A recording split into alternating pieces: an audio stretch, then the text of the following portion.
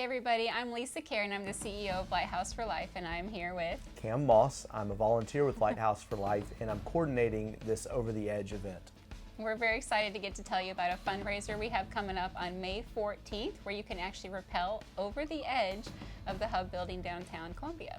Yeah, and this is an incredibly safe event. We're partnering with an organization called Over the Edge, and they're experts in rappelling.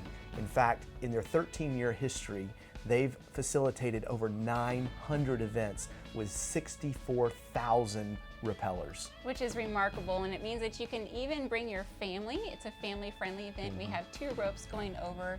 You can bring a friend or even your enemy if you would like to rappel. So the event fee is $1,000 for anyone who's interested. You can either raise that money or you can get a sponsor, or we even have resources at Lighthouse to help you out. That's exactly right. So we would like to ask you to use your story to change their story as you come down 21 stories to fight human trafficking with us. If you're interested, you can visit our website at lighthouseforlife.org/events and click on the Over the Edge event.